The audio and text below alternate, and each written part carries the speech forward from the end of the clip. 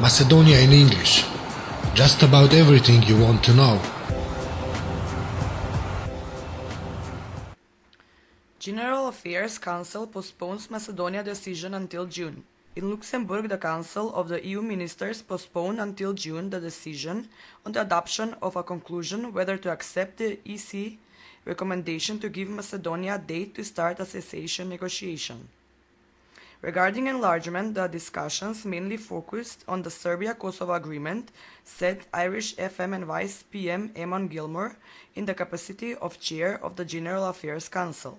He described the agreement as a historic moment for the two countries and Europe as a whole. At the Council this morning, Commissioner Füle presented his reports on Serbia and Kosovo, as well as the report published last week on the former Yugoslav Republic of Macedonia, he added. FM Popovski in Geneva.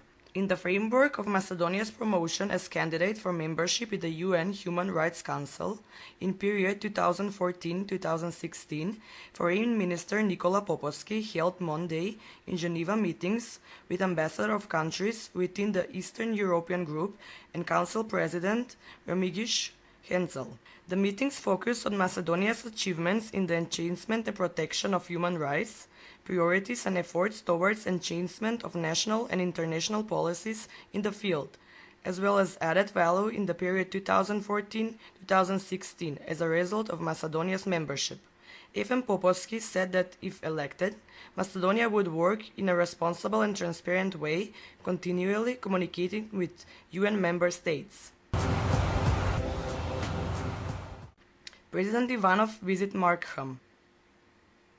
3 streets in Markham, a city in the north of Toronto, were given names that mark the ethnic, cultural, and historical identity of the Macedonian community in Canada. The streets were named Pelister, Damegruev, and Bitola. The Macedonian national flag was raised in front of the municipal building in Markham, and the ceremony was accompanied by the playing of the anthems of Canada and Macedonia. President Georgi Ivanov thanked the local authorities for the respect they have for the Macedonians. The Macedonians in Canada are a part of Macedonia, just as Macedonia is an inseparable part of its diaspora.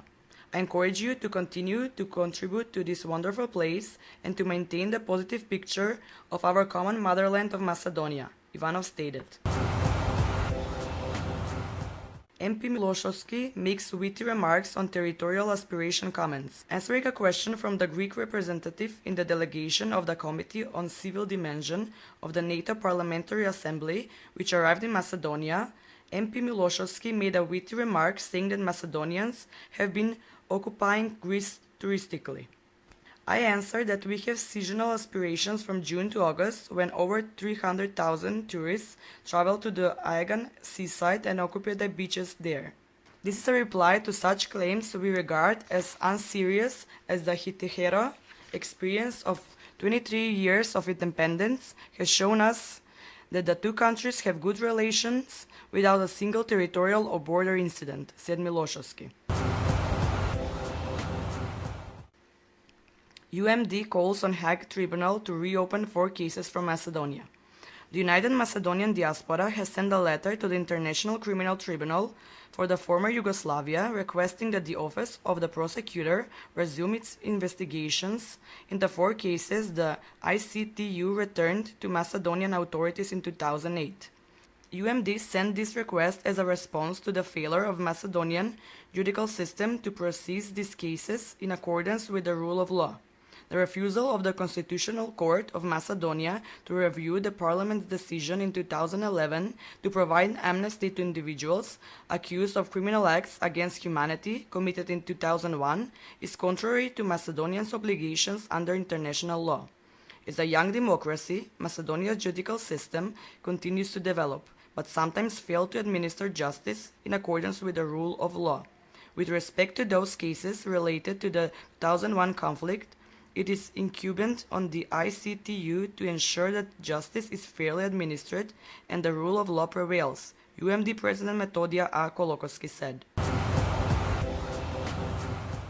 Economy Minister meets Belgian Ambassador to Macedonia. Minister of Economy Valon Sarakini and newly appointed Ambassador of Belgium to Macedonia, resident in Sofia, H.E.M. Enikwan Kalster, They both concluded that the economic cooperation between Macedonia and Belgium should be intensified at the intergovernmental level, at the level of chambers of commerce, and between companies. According to the Ministry of Economy's announcement, a joint chamber of commerce between Macedonia and Belgium will be formed, which will have as members companies from both Macedonia and Belgium. Ambassador Kalster pointed out the support Belgium gives in providing new sources of financing small and medium enterprises, of entrepreneurship, and use of European funds.